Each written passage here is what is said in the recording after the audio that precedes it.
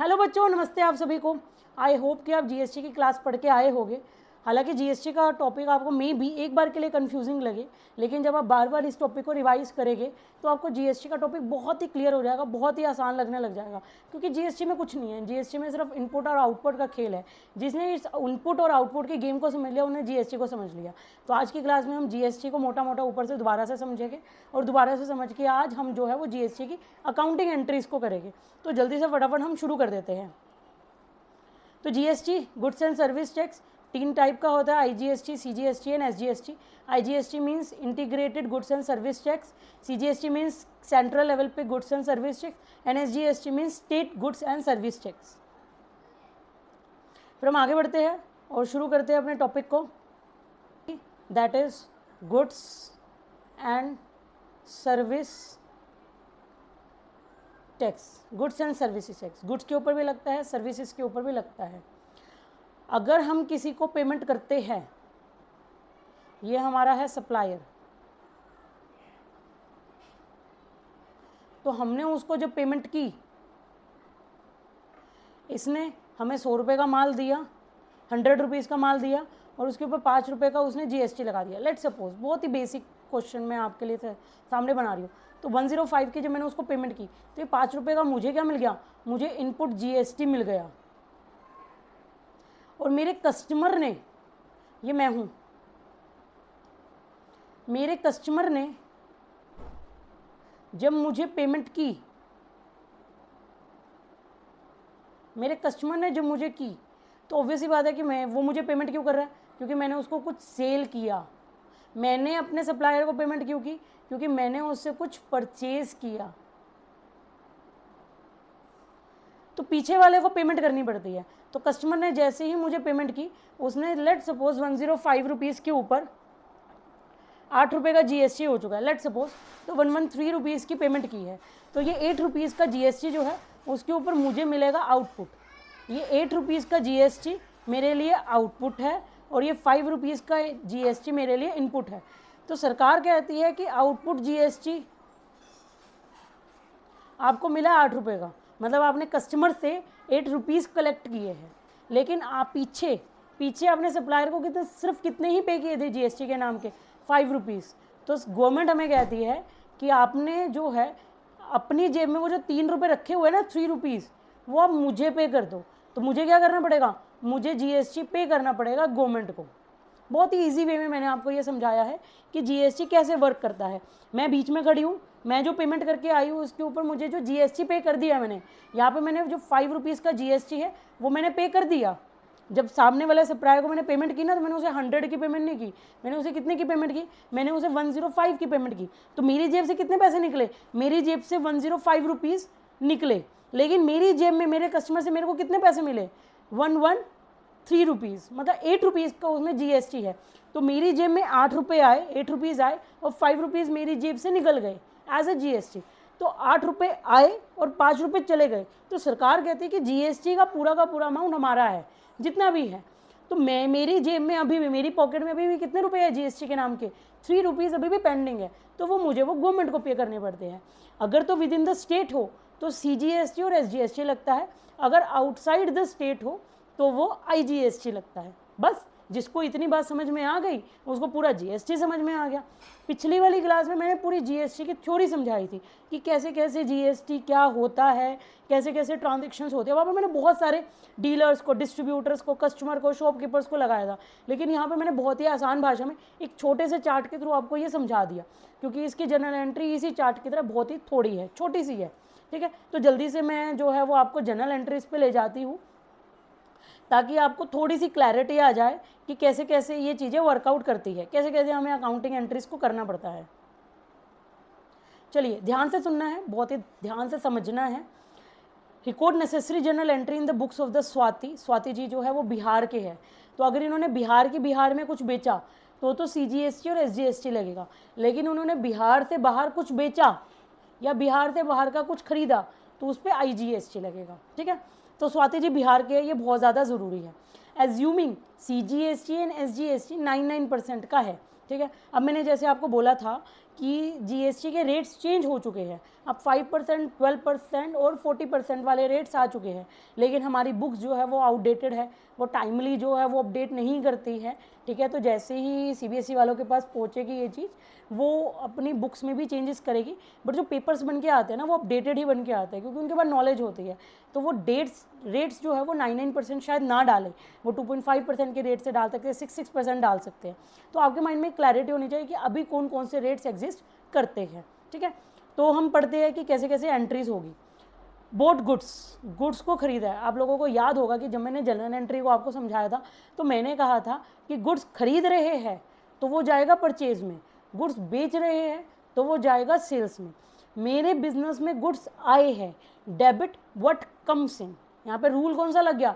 Debit what comes in का, मतलब real account लग गया। तो क्या आया है मेरे बिजनेस में? गुड्स आया है, तो गुड्स को हम क्या बोलते हैं?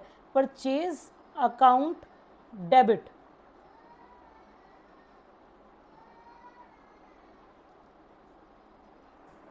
चलिए, तो सबसे पहले हमने किया यहाँ पे परचेज अकाउंट डेबिट। अब देखते हैं कि कितने का माल हमने जो है वो परचेज किया है। 3,50,000 का हमने जो है वो हमने गुड्स को ख़रीदा है। अब हमने कुछ परचेज़ किया है, इसका मतलब कि हमने सामने वाले को पेमेंट की होगी, और अगर हमने सामने वाले को पेमेंट की है तो हमने उसके ऊपर जीएसटी भी दिया होगा, और अगर हमने जीएसटी दिया है तो हमने इनपुट जीएसटी लिया है। तो यहाँ पे हम क्या करेंगे? इनपुट। अब यहाँ पे इनपुट क्या आएगा? जीएसटी का कौन सा पार्ट आएगा? IGST, CGST, SGST. देखिए, झारखंड है और बिहार से अगर झारखंड की ट्रांजैक्शन हो रही है, इसका मतलब वो क्या हो जाएगा? आईजीएसटी। तो आईजीएसटी कितना हो जाएगा यहाँ पे? 3,50,000 का कितना हो जाएगा? 9%, क्योंकि 9% सीजीएसटी है और 9% एसजीएसटी है, तो ये टोटल हमारा हो जाएगा 18%। तो अगर हम 3,50,000 का 18% करें तो वो मोटा मोटा 63,000 बनता है। तो ये हमारे पास क्या जाएगा? ये हमारे पास आएगा input IGST account debit. Input हमेशा डेबिट में आएगा और आउटपुट हमेशा क्रेडिट में आएगा। तो यहाँ पे मैंने क्या किया? इसकी कैलकुलेशन कैसे की? 3,50,000 इंटू में 18%, तो ये हमारे पास बन गया 63,000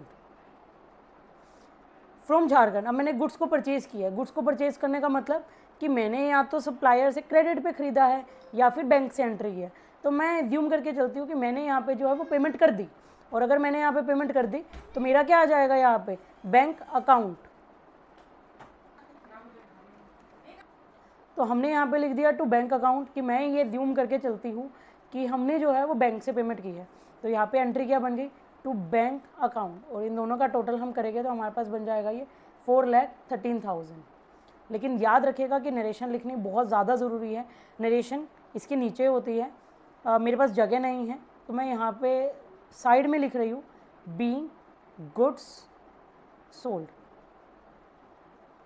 अब मेन बात ये आती है कि यार क्यों लिखनी ज़रूरी है नरेशन। जैसे लेट सपोज कि मैं एक कंपनी की अकाउंटेंट हूँ, मैं एक एंटरप्राइज की अकाउंटेंट हूँ। अब मैं 1 तारीख को बैठी हूँ और मैंने एंट्री कर दी। अब मेरा मालिक जो है वो मेरे को 31 को बुला रहा है और कह रहा है कि दीपिका जी एंट्री किस चीज़ की है। मेरे को वैसे तो देख के मैं बता दूँगी कि सेल की एंट्री है या बैंक वगैरह से एंट्री हुई है, माल परचेज़ किया, लेकिन किससे माल परचेज़ किया है, कितने का माल परचेज़ किया था, वो सारा का सारा नरेशन में लिखा जाता है। डिटेल्स लिखी जाती है कि किससे ख़रीदा है ये माल। तो अगर मैं यहाँ पे आपको ना सिखा के मैं यहाँ पे टैली पे एंट्री कर रही होती तो मैं जो है वो यहाँ पे लिखती being goods by, being goods purchase. Goods purchase किए हैं मैंने from let suppose mister x से, तो मैं यहाँ पे लिखती कि मिस्टर एक्स से मैंने जो है वो गुड्स परचेज किए हैं जिसका बिल नंबर जो है वो इतना है। तो मैं यहाँ पे सारी डिटेल लिखती। अब आगे आने वाली क्लासेस में हम आपको टैली में भी एंट्रीज करके दिखाएंगे, तो जुड़े रहिएगा, क्योंकि आपको एक तरीके से हम दिखाएंगे कि हम बुक्स पे तो क्या क्या एंट्रीज़ करते हैं, बट टैली में कैसे एंट्रीज़ होती है और वो ऑटोमेटिकली कैसे पोस्टेड हो जाती है, वो सब हम दिखाएंगे आपको। ठीक है, तो अब वो नेक्स्ट क्लास में होगा या नेक्स्ट टू नेक्स्ट क्लास में होगा, वो हम देखेंगे, लेकिन आपको टैली भी दिखाएंगे हम, और टैली भी थोड़ी बहुत सिखाएंगे जितनी की रेलिवेंट है। Sold goods for 2 lakh from Uttar Pradesh. अब मैंने अपने माल को बेचा। अब यहाँ पे मैं सोच के चलती हूँ कि मैंने माल को बेचा, ये मैं हूँ, मैंने गुड्स को बेचा, ये मेरा कस्टमर है। कस्टमर को जब भी हम माल बेचते हैं, सेल की मैंने, तो उसने मुझे पेमेंट की रिवर्स में, और उसने मुझे पेमेंट की तो उसने मुझे जीएसटी भी दिया और वो जीएसटी मैंने अपनी जेब में डाल दिया, तो मेरा क्या हो गया, वो आउटपुट जीएसटी, कि मेरा माल गया है, आउटपुट हुआ है, तो उसके ऊपर जीएसटी मुझे कितना मिला है। ठीक है, अब हमने बोला था आपको कि जब भी सोल्ड होते हैं गुड्स तो क्या जाता है, टू सेल, तो यहाँ पे मैंने क्या लिखा, टू सेल अकाउंट, सेल कर दीजिए। कितने की सेल की, 2 लाख की परचेज, 2 लाख की सेल कर दीजिए। ठीक है जी, 2 लाख की सेल कर दी। अब 2 लाख के ऊपर, क्योंकि अगेन ये क्या आ रहा है, उत्तर प्रदेश का केस आ रहा है, देखो मैंने 2 लाख लिख दिया है। अब अगेन ये केस जो है वो उत्तर प्रदेश का है, तो बिहार से अगर उत्तर प्रदेश के साथ ट्रांजेक्शन हो रही है तो कौन सा जीएसटी लगेगा, सीजीएसटी, एसजीएसटी या आईजीएसटी, यहाँ पे लगेगा आईजीएसटी। लेकिन यहाँ पे मेरा क्या आ जाएगा, टू आउटपुट। मैं थोड़ा सा रब करके इस साइड लिख देती हूँ इसको,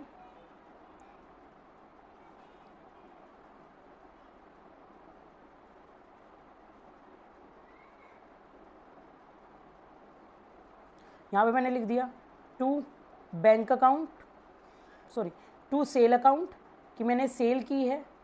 टू सेल अकाउंट, कितने की सेल की है मैंने, 2 लाख की सेल की है, और उस 2 लाख के ऊपर मेरे को जो है वो आउटपुट जीएसटी भी मिला है। आउटपुट जीएसटी कौन सा, आईजीएसटी मिला है।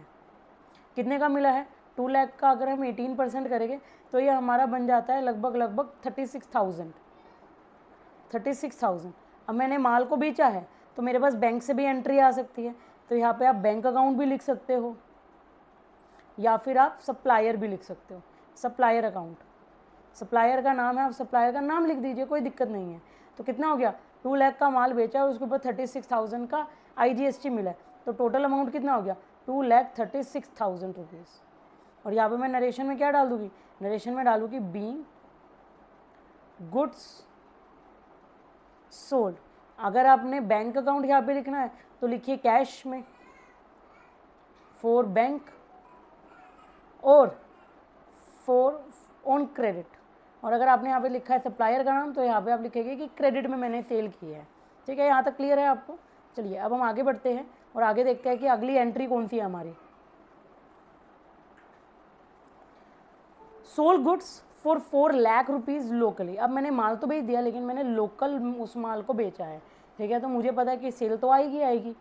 टू सेल अकाउंट, कितने का माल बेचा है, 4 लाख का माल मैंने बेचा है। अब लोकल बेचा है, लोकल मतलब बिहार में अगर माल जा रहा है तो उसके ऊपर क्या लगेगा, उसके ऊपर सीजीएसटी और एसजीएसटी लगेगा। तो यहाँ पे हम क्या लिखेंगे, to output CGST account, to output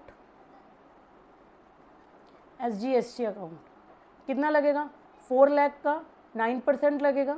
4 lakh का 9% ये हमारे पास आ गया 36,000, और 4 लाख का अगेन 9% लगेगा 36,000 रुपीज़ के हिसाब से, क्योंकि 9% था तो 4 लाख का 9% निकालेंगे तो 36,000 बनता है। अब यहाँ पे अगेन कि आप यहाँ पे क्या चीज़ डालते हो, बैंक अकाउंट डालते हो, सप्लायर अकाउंट डालते हो, क्या डालते हो। तो मैंने यहाँ पे मान के चली मैं कि यहाँ पे एक बार मैं जो है वो क्रेडिट का डाल रही हूँ। तो क्रेडिट में क्या हो गया कि मैंने माल को बेचा है, तो मेरे पास कस्टमर आ जाएंगे कि कस्टमर से पैसे लेने हैं। तो कस्टमर का अगर नाम है तो लिख दो मिस्टर एक्स, मिस्टर वाई, लेकिन अगर नाम नहीं है तो आप डेटर अकाउंट भी लिख सकते हो, डेटर अकाउंट डेबिट। और कितने आ जाएंगे ये हमारे पास, अमाउंट आ जाएगा 4,72,000 का। इन सब का टोटल 4,72,000 हमारे पास टोटल अमाउंट आ गया। और हमने यहाँ पे नरेशन में लिख दिया बी गुड्स सोल्ड।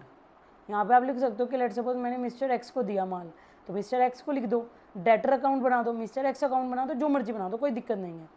अब पेड इंश्योरेंस प्रीमियम, इंश्योरेंस के ऊपर भी जीएसटी लगता है। हालांकि न्यू अपडेट ये कहती है कि जीएसटी जो है वो अब इंश्योरेंस के ऊपर, इंश्योरेंस सेक्टर के ऊपर हट चुका है, अब जीएसटी नहीं लगेगा। बट क्योंकि 11th में अभी तक अपडेट नहीं है और हम कह नहीं सकते हैं कि 11th के टीचर किस तरीके से पढ़ाएंगे, क्योंकि जहाँ तक मैं मानती हूँ 11th जो है वो आपके स्कूल वाले टीचर ही चेक करेंगे, और स्कूल वाले टीचर्स को कोई नॉलेज नहीं है, कोई आपके कोचिंग इंस्टीट्यूट वाले टीचर्स को कोई नॉलेज नहीं है, because they are local teachers और उनको इतनी अपडेट्स नहीं रहती है जीएसटी की। हमें इसलिए अपडेट्स रहती है बिकॉज वी आर सीए, हमें जो है वो ये नॉलेज को लेके चलना पड़ता है, हमें अपने आप को अपडेट रखना पड़ता है। तो मैं मान के चलती हूँ कि भाई स्कूल में जाना है तो याद तो होना चाहिए।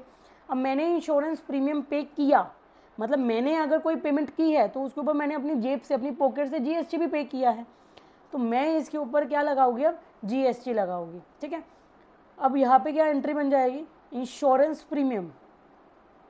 अब आप कहोगे कि मैम इंश्योरेंस प्रीमियम को आपने डेबिट क्यों किया, क्योंकि यहाँ पे क्या रूल लगा है, यहाँ पे लगा है debit all expenses and losses. तो यहाँ पे क्या मेरा रूल लगा है, यहाँ पे मेरा रूल लगा है debit all expenses and losses. तो कितने का पेमेंट किया, 30,000 की मैंने पेमेंट कर दी। अब मैंने अपनी पॉकेट से इनपुट जीएसटी भी पे किया है, लेकिन हमने जो है वो हम यहाँ पे लिखेंगे input CGST account, input SGST account, क्योंकि जिसको मैंने पेमेंट की है वो मेरा एजेंट ही होगा और वो लोकल ही होगा। तो मैंने इसके ऊपर सीजीएसटी और एसजीएसटी लगाया है। कितने परसेंट का लगेगा, 99% का लगेगा। तो कितना हो गया ये 99%, 2700 और 2700 का। तो ये हमारा कितना बन गया, ये बन गया 35,400 का ये टोटल अमाउंट बन गया।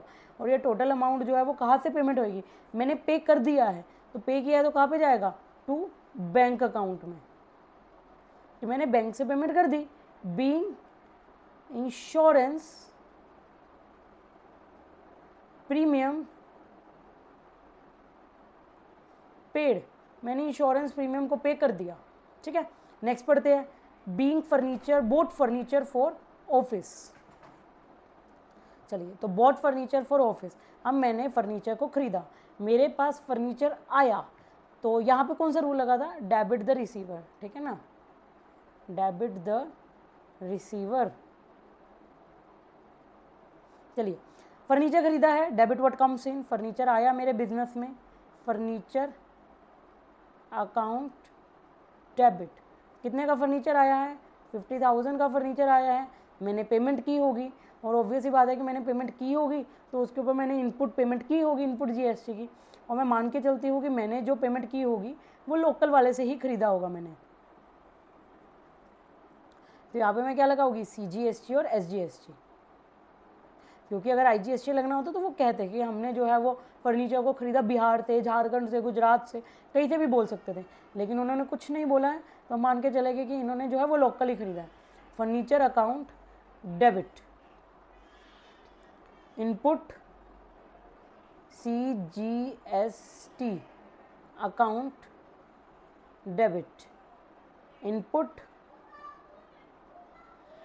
चलिए, इस एंट्री को हम अगले पेज पे करते हैं, क्योंकि यहाँ पे बहुत ज़्यादा छोटी सी जगह है, तो हम इसको फटाफट से जो है वो अगले पेज पे कर देते हैं, और यहाँ से हम कर देते हैं रब।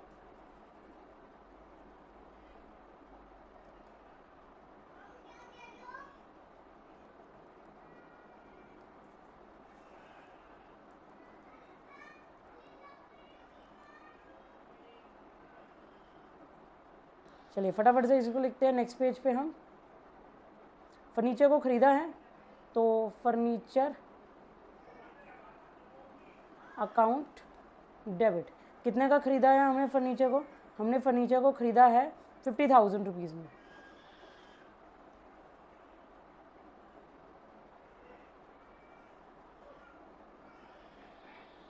फर्नीचर अकाउंट डेबिट, 50,000 का हमने फर्नीचर ख़रीदा है, पेमेंट की है, तो इनपुट सीजीएसटी और एसजीएसटी भी मिलेगा। Input CGST account debit, input SGST account debit. 50,000 का अगर 9% करेंगे तो हमारे पास कुछ 4500 हो जाएगा, इतना ही एसजीएसटी है 4500, और ये टोटल कितना बन गया 59,000 रुपीज़। और यहाँ पे हमारे पास क्या आ जाएगा कि हमने फर्नीचर को ख़रीदा है, तो यहाँ पे क्या आ जाएगा, बैंक से पेमेंट कर दीजिएगा टू बैंक अकाउंट। और नरेशन में क्या लिखेंगे, बीइंग फर्नीचर परचेज, फर्नीचर को परचेज किया गया। अब हमारे पास यहाँ पे सारी की सारी एंट्रीज होती है ख़त्म। अब हम करेंगे adjustment, adjustment in the sense कि एसजीएसटी की पेमेंट करनी है भाई, सीजीएसटी की पेमेंट करनी है, कहाँ कहाँ से कौन कौन सी पेमेंट करनी है, अब हम वो समझेंगे। सबसे पहले हम समझते हैं कि बैलेंस कितना कितना पड़ा है, तो बहुत ही ध्यान से समझना है। अब हमारे पास एडजस्टमेंट एंट्रीज आएगी, सेट ऑफ एंट्रीज आएगी कि सरकार को कितनी कितनी पेमेंट करनी है। तो सबसे पहले पहली एंट्री पे आते हैं, यहाँ पे हमारे पास खड़ा इनपुट आईजीएसटी 63,000 का, पहली एंट्री में देखिए इनपुट आईजीएसटी 63 का। यहाँ पे मैंने क्या किया, इनपुट आईजीएसटी मेरे पास है 63,000 का। यहाँ पे मैंने इनपुट कर दिया। फिर हम देखते हैं कि अब हमारे पास और क्या क्या पड़ा हुआ है। पहली एंट्री से इनपुट IGST मिला था हमें। दूसरी एंट्री में देखते हैं, दूसरी एंट्री में हमें आउटपुट IGST था हमारा 36 का, आउटपुट IGST 36 का। तो ये आउटपुट वाली है, ये इनपुट वाली थी, अब आउटपुट है। आउटपुट IGST 36,000 की। चलिए सेकेंड एंट्री भी पढ़ ली, थर्ड एंट्री समझते हैं। थर्ड एंट्री में हमारे पास क्या था, आउटपुट CGST और आउटपुट SGST 36,000 का था, आउटपुट 36 का। तो मेरे पास अभी क्या क्या पड़ा हुआ है, मेरे पास अभी आ चुका है आउटपुट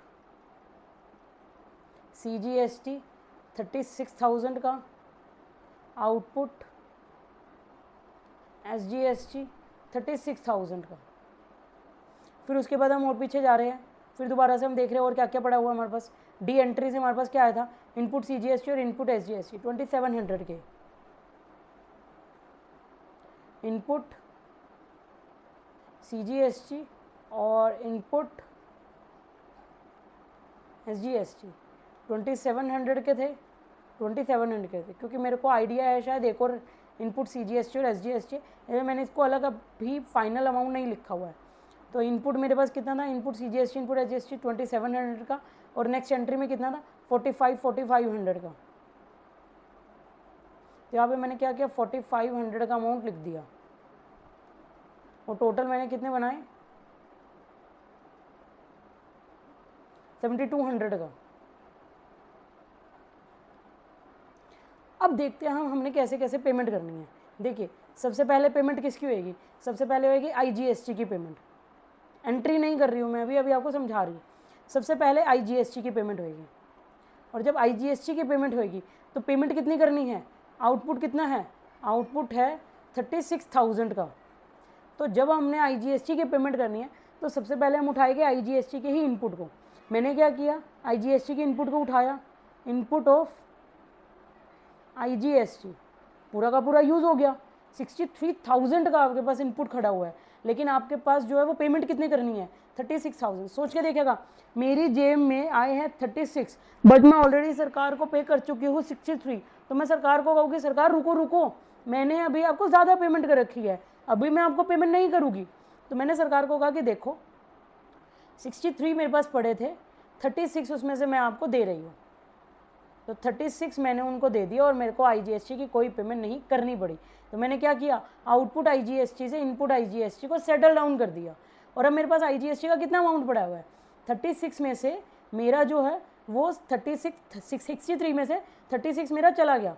तो मैं यहाँ पे क्या करूँगी, 36 मेरा चला गया।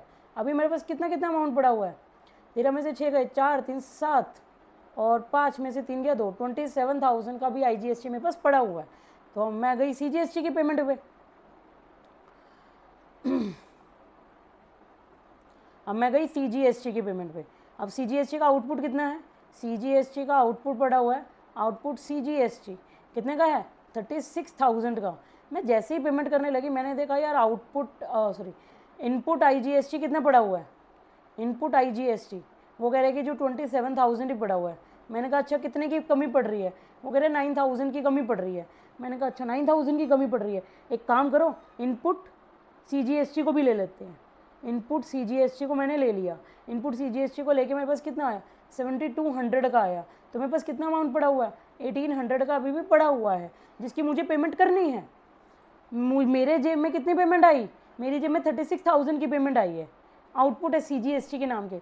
लेकिन मेरी जेब में ऑलरेडी मैं सरकार को कितना पे कर चुकी हूँ, IGST 27,000 का पड़ा हुआ है, 7200 CGST का इनपुट पड़ा हुआ है, और 7200 SGST का इनपुट पड़ा हुआ है। तो मैंने क्या किया, इसको यूज़ कर लिया, इनपुट SGST को मैंने पूरा यूज़ कर लिया 1800 का, और मुझे सरकार को कोई पेमेंट नहीं करनी। अब मेरा जो है, अब यहाँ पे हम कैलकुलेशन कर रहे हैं, फिर से कैलकुलेशन मुझे क्या पता लगी कि यार मेरे पास 7200 का पड़ा था, वो मैंने यूज़ कर लिया, तो मेरे को अब कोई पेमेंट नहीं करनी, मेरे पास कोई इनपुट नहीं बचा हुआ। तो SGST भी मेरा, CGST पूरा का पूरा मेरा यूज़ हो गया। अब SGST भी मेरा यूज़ हो गया, कितना यूज़ हो गया, वो 1800 का यूज़ हो चुका है। तो कितना बचा, 4, 6 में से गया 5, 5400 का भी मेरा बचा हुआ है। तो मैं आप गई दोबारा से पेमेंट करने, मैं किसकी पेमेंट कर रही हूँ अभी, मैं SGST की पेमेंट करने बैठी हूँ। तो मैंने सबसे पहले क्या बोला, मैंने कहा देखो मुझे सर अपने कस्टमर से मिले हैं SGST के नाम के 36,000, लेकिन मेरे पास अभी बैलेंस कितना पड़ा हुआ है इनपुट का, मेरे पास बैलेंस जो सिर्फ पड़ा हुआ है वो मेरे पास पड़ा हुआ है SGST का। तो मैंने यहाँ पे क्या लिखा, मैंने यहाँ पे लिखा कि जी SGST का अमाउंट मेरे पास पड़ा हुआ है सिर्फ और सिर्फ 1800 का, बाकी सारा का सारा मुझे जो है वो पेमेंट करनी है। तो कितना बना, 5 में से गया 4, 34,200 रुपीज़ की जो है वो मुझे अब गवर्नमेंट को पेमेंट करनी है। ठीक है, बोलो यहाँ तक समझ में आया कि नहीं आया। अभी जो 34,200 की मुझे जो पेमेंट करनी है वो मैं करूँगी बैंक के थ्रू, इलेक्ट्रॉनिक लेज़र के थ्रू। आप जब ये क्वेश्चन को मे भी जब आप अपनी बुक से देखेंगे तो आपको सेट ऑफ में थोड़ा सा डिफरेंस मिलेगा।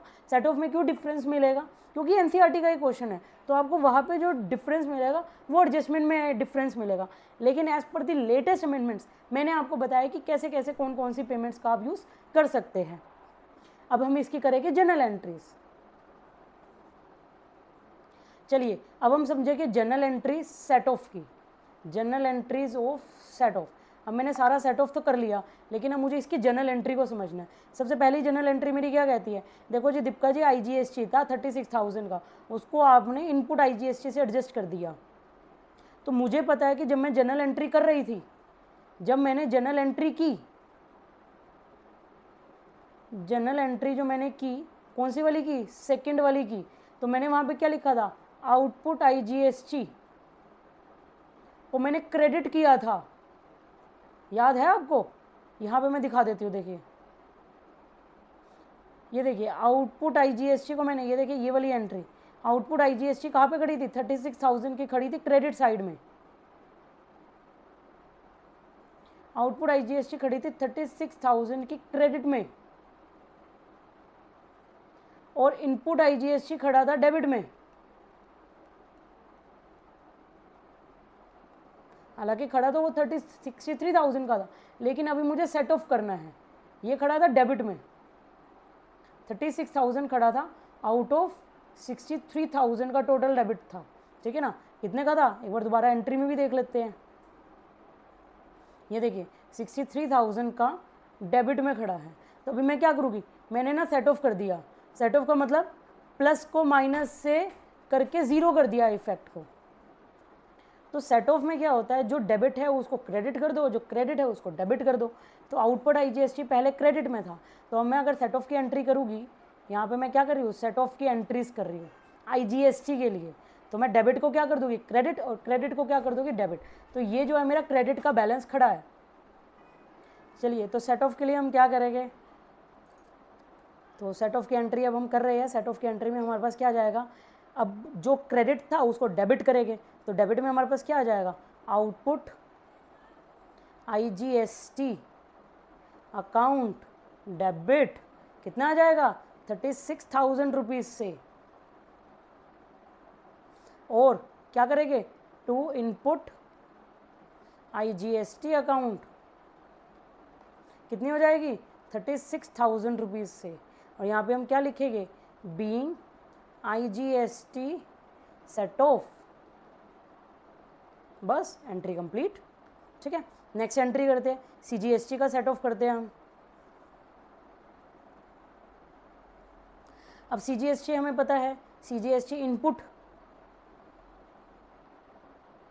इनपुट CGST कहाँ पर होता है, इनपुट CGST हमेशा होता है डेबिट में, और आउटपुट CGST कहाँ खड़ा होगा, क्रेडिट में। कितना कितना अमाउंट है ज़रा देख लेते हैं हम। इनपुट CGST, इनपुट CGST हमारे पास है 7200 का, 27,000 का IGST खड़ा है, और SGST खड़ा है 1800 का। याद रहेगा आप लोगों को, देखते हैं। आउटपुट CGST हमारे पास खड़ा है 36,000 का, इनपुट CGST हमारे पास खड़ा है 7200 का। इसी के साथ ही इनपुट IGST को भी हमने सेट ऑफ किया था, वो भी हमारे डेबिट में ही खड़ा होगा। कितने का खड़ा है वो, 27,000 का। और इनपुट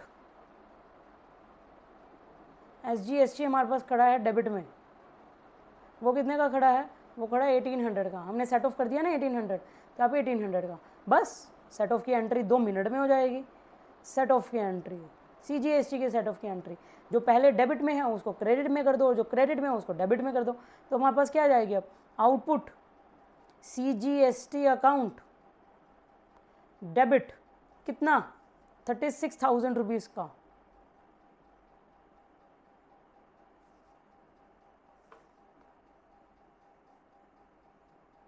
₹36,000 का।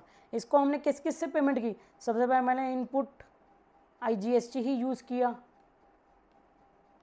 कितना यूज़ किया है, मैंने यूज़ किया 27,000 का। फिर मेरे पास जो अमाउंट बचा है वो मैंने यूज़ किया इनपुट CGST से। कितना यूज़ किया मैंने, उसको कर दिया मैंने पूरा 7200 यूज़। फिर मेरे पास कितना बचा हुआ है, 2 इनपुट SGST यूज़ किया मैंने। कितना यूज़ किया मैंने, उसको 1800 यूज़ कर लिया। Debit is equal to credit, और यहाँ पे मैंने क्या लिखा, being CGST set off, CGST liability. चलिए, and the last entry is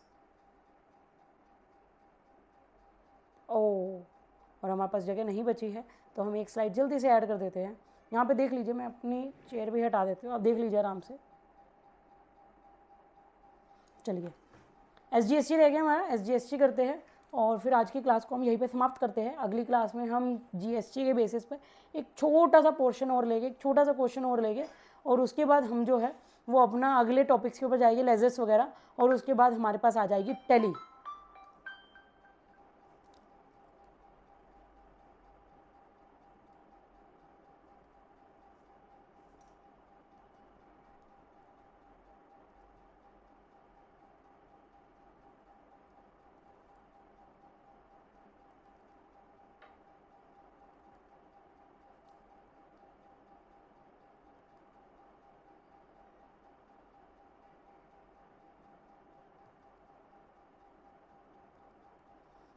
चलिए, SGST रह गया हमारा।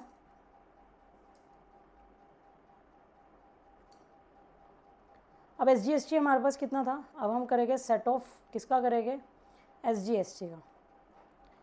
आउटपुट SGST का मतलब कि हमारी लाइबिलिटी है, मुझे पे करनी है। कितनी पे करनी है मुझे, आई थिंक 36,000 की थी। और अब मेरे पास SGST पूरा का पूरा ख़त्म हो चुका है, मेरे पास सिर्फ इनपुट SGST खड़ा है, और वो कितना खड़ा है मेरे पास, वो मेरे पास खड़ा है 7200 का आई थिंक। फिर भी मैं देख लेती हूँ एक बार, ये देखिए 5400 का, सॉरी 5400 का मेरे पास जो है वो ये चीज़ बैलेंस में अभी पड़ी हुई है मेरे। तो यहाँ पे मैं लिखूँगी 5400 का पड़ा हुआ है मेरे पास बैलेंस SGST का, तो बस एंट्री कर देंगे। हमें पता है कि आउटपुट हमेशा क्या होता है, क्रेडिट में होता है, और इनपुट हमेशा डेबिट में होता है। तो मैंने क्या किया, डेबिट वाले को क्रेडिट कर दिया और क्रेडिट वाले को डेबिट कर दिया। तो मेरे पास एंट्री क्या बन गई, मेरे पास एंट्री बन गई आउटपुट SGST अकाउंट डेबिट, कितने की, 36,000 की लाइबिलिटी थी जो मुझे पे करनी है, लेकिन मेरे पास इनपुट के नाम पे सिर्फ और सिर्फ SGST का ही बैलेंस बचा हुआ है, दैट इज़ 5400 रुपीज़ का। तो बाकी सारा का सारा भी मैं क्या कर दूँगी, यहाँ पे आप लोगों की बुक में लिखा हुआ है electronic cash ledger account, electronically हम कैश लेजर है वहाँ से हम इसको पेमेंट कर देंगे। एक तरीके से ये मान लीजिए कि इलेक्ट्रॉनिकली हमारे पास जो है वो बैंक से हमने पेमेंट कर दी, मतलब चालान क्रिएट होता है और चालान के थ्रू पेमेंट हो जाती है। तो वो चालान का सारा पैसा इलेक्ट्रॉनिक कैश लेजर में आ जाता है और पेमेंट हो जाती है। अब कितने की पेमेंट करनी है जी, आपको जी पेमेंट करनी है 6, यहाँ पे 530,600 की जो है वो मुझे पेमेंट करनी है, बीइंग लाइबिलिटी पेड। तो हमने जो सारी की सारी जो भी हमारे पास ट्रांजैक्शन थी हमने उन ट्रांजैक्शन के बेसिस पर एंट्रीज की, और उसके बाद आज हमने कुछ नया क्या सीखा, सेट ऑफ की एंट्री सीखी। अगली क्लास में हम आपको जो है दोबारा से एक जीएसटी का बहुत बड़ा क्वेश्चन लेके आएंगे, आपको भी टाइम देंगे, आप मेरी वीडियो पोस्ट करके उस क्वेश्चन को पूरा का पूरा सोल्व करना, और उसके बाद उस क्वेश्चन को फटाफट से हम सोल्व करेंगे सो दैट कि you can check your answer. और उसके बाद हम आगे चलेंगे लेजर के ऊपर, ट्रायल बैलेंस के ऊपर, P&L बैलेंस शीट के ऊपर, और एट द लास्ट हम जो है वो आपको दिखाएगी आपकी टैली में कैसे कैसे आपकी एंट्रीज होती है। तो आज की क्लास छोटी है लेकिन बहुत ही ज़्यादा इंपॉर्टेंट है, तो इस क्लास को रिवाइज ज़रूर करके आइएगा, और अगर कोई भी डाउट है तो you can put your doubts in the comment section. बाकी हम आपसे इसी तरीके से मिलते रहेंगे। Till then bye bye.